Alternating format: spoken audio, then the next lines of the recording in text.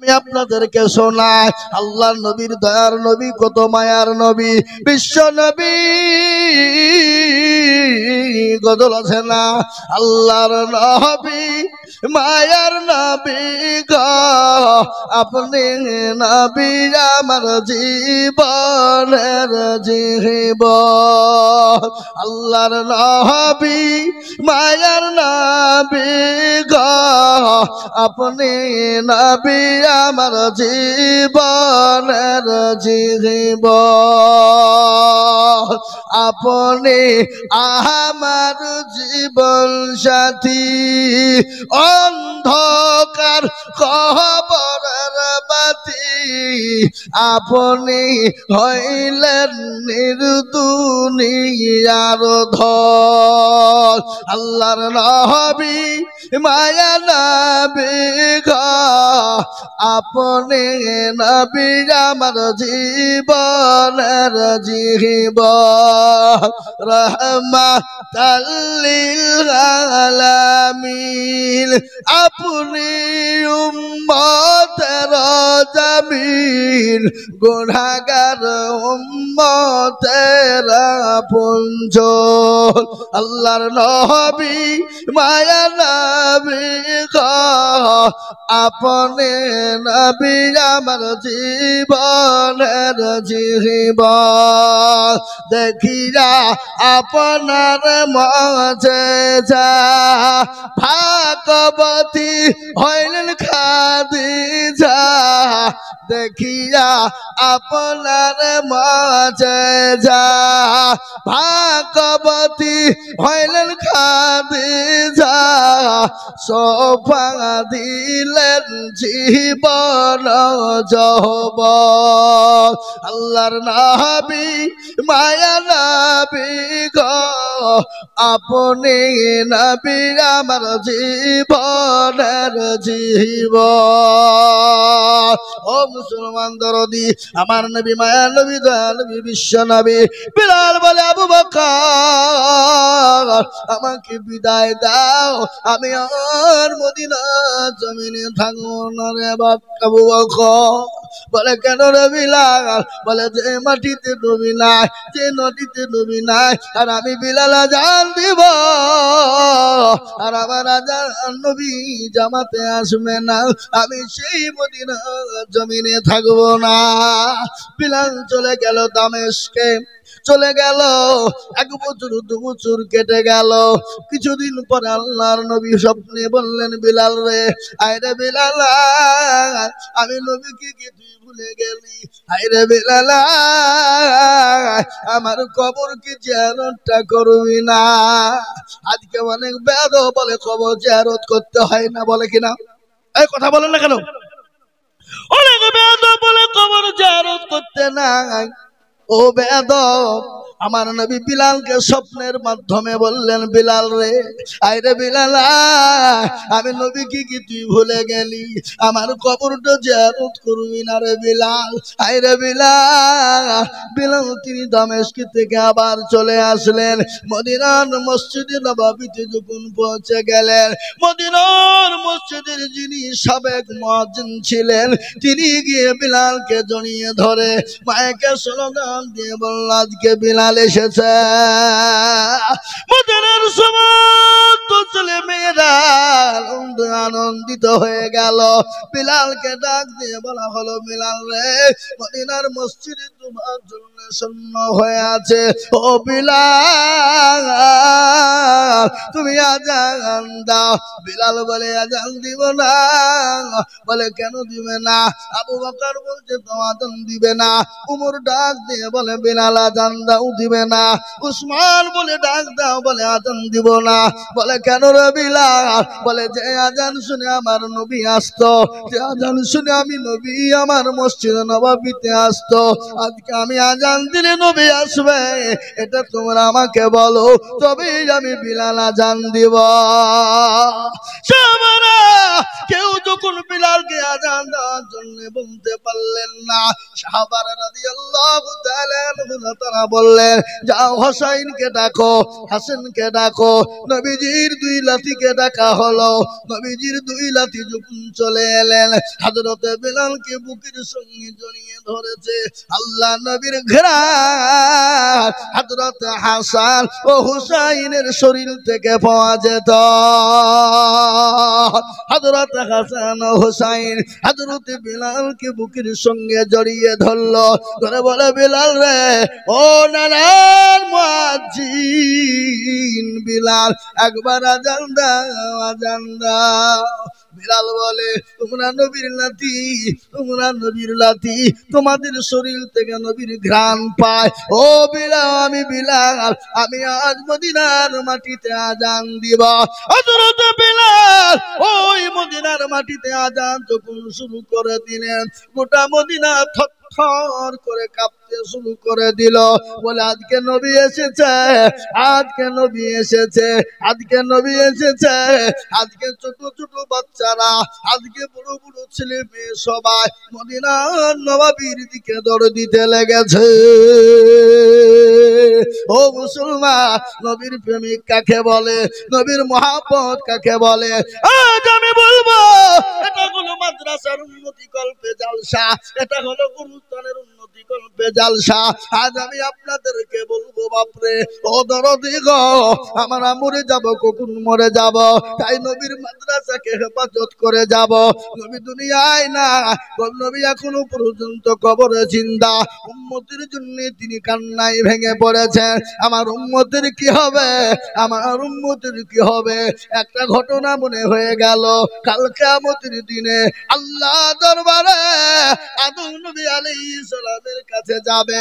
আদম নবী বলবে, আমি পারবো না। শীষ নবীর কাছে যাবে, শীষ নবী বলে, আমি পারবো না। নূহ নবীর কাছে যাবে, নূহ নবী বলে, পারবো না। মুসা আলাইহিস সালামের কাছে যাবে, মুসা নবী বলে, আমি পারবো না। হযরত ইব্রাহিম নবীর কাছে যাবে, বলে, আমি পারবো না। ঈসা আলাইহিস সালামের কাছে যাবে, তিনিও বলবেন, পারবো না। বলে, কে পারবে? তিনি বলেন, একজনই তিনি পারবে, তিনি হলেন আখেরি জামানার নবী, আখেরি জামানার পয়গম্বর, আখেরি জামানার রাসূল, আখেরি জামানার নবী, নবী মুহাম্মাদুর রাসূলুল্লাহ সাল্লাল্লাহু আলাইহি ওয়াসাল্লাম। যাও, সেই যদি তোমাদেরকে পারে বাঁচাতে পারবে। আল্লাহ নবী সিজদায় পড়ে রয়েছে, আল্লাহকে বলে, মাবুদ গো, যতক্ষণ পর্যন্ত আমার উম্মতিকে তুমি জান্নাতে না দিবা, আমি নবী, আমি কিয়ামত পর্যন্ত মাথা তুলব না। সেই মায়ার নবী, সেই দয়ার নবীকে কেউ যদি গালি দেয়, সেই মায়ার নবী দয়ার নবীকে কেউ যদি গালি দেয়, কেউ যদি কটূক্তি করে, আমরা এক বিন্দু রক্ত থাকতে তার কলিজাও টেনে বের করে আমরা ছিঁড়ে ফেলবো। ফেলবো কেন বলুন? তুমি আমাকে গালি দাও, আমি সহ্য করে নিব। আমার মা বাপকে গালি দাও, সহ্য করব, কিন্তু আমার নবীকে তুমি গালি দিবা, এক বিন্দু রক্ত থাকতে আমরা তোমাকে ছেড়ে দিব না। যারা বলি না রে তুমি, তাই আমি বলবো, বাপরে, আমরা তো মরা লাগবে, আমাদের তো মরতেই হবে। এই কবর পেছনে কবরস্থান লাগবে, এই পেছনে কবর, এই কবরস্থানে অনেকের মা আছে, অনেকের বাপ আছে। এখানে হাতটা তুলে বলেন, কেউ বলতে পারবে না আমার কেউ নাই। কারো না কারো কেউ না কেউ আছে, কারো ছেলে, কারো মেয়ে, কারো বোন, কারো ভাগ্নে, কারো ভাগ্নি, কারো লাতি, কারো পতি, কারো না কেউ এই কবরে শুয়ে আছে। আর মরণ তো হবে বাবা, মরণটা হলো আসল। আপনি দুনিয়ার জমিনে বেঁচে আছেন, আপনি বাঁচি কতদিন বাঁচবেন কোনো গ্যারান্টি নাই, কিন্তু কখন কোন টাইমে মরে যাবেন জীবনের কোনো দাম নাই, নিঃশ্বাসের বিশ্বাস নাই, চোখ দুটো বন্ধ হয়ে যেতে দেরি, কিন্তু আপনি আমি কখন মরবো ও মুসলমান কেউ জানে না।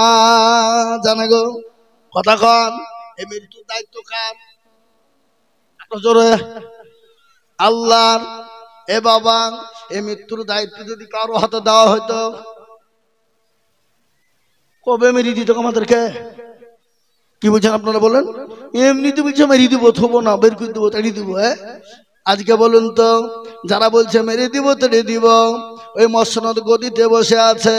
ওই মসনদ গদিটা কাদের জন্য পেয়েছে? ওটা মুসলমানদের জন্য পেয়েছে। ঠিক না ঠিক জোরে বলুন। আপনাদের দেশে ঘটক চিনেন? ঘটক যারা বিয়ে লাগায়, কি বলেন ওদেরকে? ঘটক। একটা বিয়ে লাগাইছে, রামনগরের বাড়ি, রামনগরের মেয়ে শেখপাড়ার বাজারে বিয়ে দিয়ে দিল। কিছুদিন পরে ঘটক গিয়েছে, বাড়ির বেলে গিয়ে টিপ দিচ্ছে। কে? বাড়ির মেয়েটা বেরিয়ে এসে বলে, কে গো? কে তুমি? বলে আমি ঘটক। বলে কিসের ঘটক? কোন ঘটক? কি খবর? বলে আমাকে চিনতে পারো নাই? বলে না।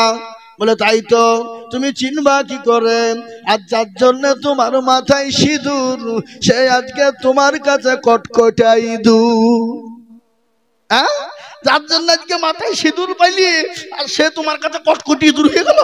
হ্যাঁ, আজকে যাদের জন্য মসনদ পেলে, যাদের জন্য সংসদ পেলে, যাদের জন্য গদি পেয়েছো, আজকে তাদের কি বলে তাড়িয়ে দিব, মেরে দিব? মারনেওয়ালা তুমি না, মারনেওয়ালা হলেন আমার আল্লাহ।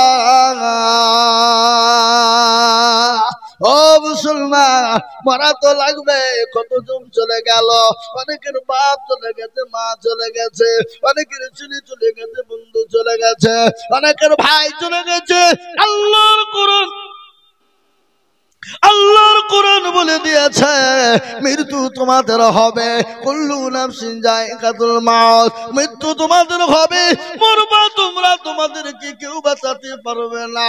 মরণ হবে রে বান্দা, কিন্তু মরণের পরে আসল জায়গা হলো কবর। কিন্তু শুনলে ও রামনগর ওয়ালারা, মানুষ যখন মারা যায় 5 দিনের মাথায় তার হাতের আঙ্গুলের কুনি গলা খুলে খুলে পড়ে যায়। কিসের গরম, কিসের অহংকার, কিসের তাকাব্বুর, কিসের তুমি বৈরাগ্যতা করো? 5 দিনের মাথাতে হাতের কুনি গলা খুলে যায়, আঙ্গুল গুলো খুলে খুলে পড়ে যাবে। 10 দিনের মাথায় আপনার মাথার চুল গলা খুলে যাবে। ভালো করে শুনবেন, 10 দিনের মাথায় মাথার চুল গলা খুলে যাবে। 15 দিনের পরে আপনার আমার পেটটা ফুলে যাবে। 20 দিনের পরে পেটটা ফেটে যাবে। 25 দিনের মাথায় আপনার পেটটা ফেটে গিয়ে আপনার মাংসগুলা পিঁপড়ে খেয়ে নিবে, পোকায় খেয়ে নিবে। 30 দিন পরে খবর না, ওই কবরের বাস এখনো পর্যন্ত পচে না, এখনো পর্যন্ত পচে না। কিন্তু মুসলমান গো, এখনো পর্যন্ত পচে না। কিন্তু তোমার আমার এত দামি দেহ, এত দেহ, এ দেহর গরম, দেহর অহংকার, দেহর কত রকমের তো বৈরাগ্যতা। কিন্তু দেহতে কত সাবান ব্যবহার করি, কত শ্যাম্পু ব্যবহার করি, কত ফেসওয়াশ ব্যবহার করি, কত রকমের দামি দামি কসমেটিক ব্যবহার করি। কিন্তু কবরের খবর তুমি নিয়ে দেখো, কবি বলেছে রূপ যৌবনে যদি থাকে অহংকার, গরস্থানে গিয়ে দেখো খালতা থাকা। কত যে সুন্দর নারী কবরে শুইয়া, কত যে সুন্দর ছেলে কবরে শুইয়া, রূপ যৌবন গেছে মাটিতে মিশিয়া। জাগাদের রূপে রূপ গর্বিত ছিল, তাগাদের রূপ দেখো মাটিতে খাইল। ওঠাও উঠাও মাল গাড়িতে ভরিয়া, গাড়ি যখন ছেড়ে দিবে প্রস্তাবে বসিয়া, খোদারি হুকুম হবে ছেড়ে দিবে গাড়ি। আর জমিনেতে পড়ে পড়ে দিবে গড়াগড়ি। মুসলমান, ওই কবরে অনেকের জনম দুঃখিনী গর্ভধারিণী মা শুয়ে আছে, অনেকের জনম দুঃখিনী গর্ভধারিণী মা, অনেকের বাপ, অনেকের ছেলে। তাই আল্লাহর কাছে তারা প্রার্থনা করে বলে, আল্লাহ এমন কোন কোনো দরুদের ছেলে নাই, এমন কোনো দরুদের মেয়ে নাই আজকে কবরের ভিতরে একটু আযাব থেকে রেহাই পাবো।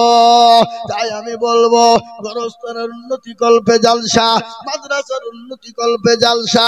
তাই এই গোরস্থানের জন্য, মাদ্রাসার জন্য আমি আপনাদের কাছে 20,000, 50,000, 10,000 টাকা চাইবো না। আমি আজিজুল হক সারা পশ্চিম বাংলা নয়, আসাম, ত্রিপুরা, মেঘালয়, মণিপুর, উড়িষ্যা, বিহার, ঝাড়খণ্ড, পশ্চিম বাংলা, বাংলাদেশ পর্যন্ত আমি মানুষের কাছে লক্ষ লক্ষ টাকা করে চাই। আমি আপনাদের পার্শ্ববর্তী এলাকার ছেলে, আমি আপনাদের থানারই ছেলে, কিন্তু গোটা পশ্চিম বাংলা নয়, কয়েকটা রাজ্যে লক্ষ লক্ষ টাকা করে চাই।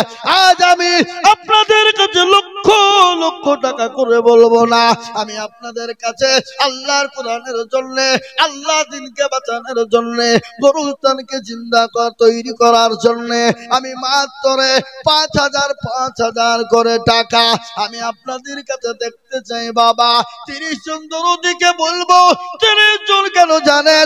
আল্লাহর কোরআন হলো 30টি পারা, আল্লাহ রমজানের রোজা হলো 30টা, তারাবি হলো 30 দিন, আমরা সাহারি খাবো 30 দিন, ইফতার করবো 30 দিন। তাই 30টা বাপজিকে বলবো, আমার মা বোনদেরকে বলবো, 5টা করে 1000 টাকার দাতা বলে হুজুর গো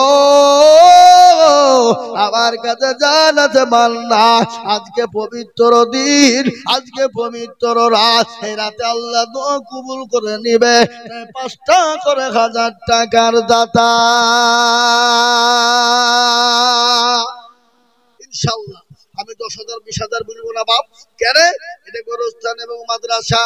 তাই আমি 5,000 করে টাকা আমি আপনাদের ভিতরে 30 জন দরদিকে বলবো, নগদ পারলে আলহামদুলিল্লাহ, না পারলে পরে দেবেন, থেমে দেবেন, পরে দেবেন, আস্তে আস্তে দেবেন, থেমে থেমে দিয়ে শোধ করে দেবেন।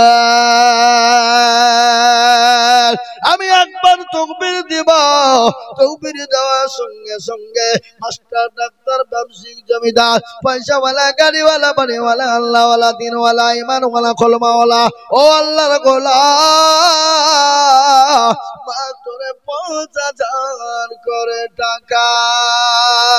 ওই দেখেন একটা, কি নাম গো? দেখেন গো, লিখেন, লিখবেন না নাকি? নগদ নগদ মকসেদ, এই দেখেন আল্লাহর বান্দা মকসেদ 5,000। আমি 30 জন দরদিকে বলবো 5টা করে 1000, নগদ হলে আলহামদুলিল্লাহ, বাকি হলো আলহামদুলিল্লাহ। আমার মায়েরা, ও জননী, তোমরা লক্ষ্মীর ভান্ডার ভাঙবা না? হ্যাঁ, মা বোনরা লক্ষ্মীর ভান্ডার পাই না?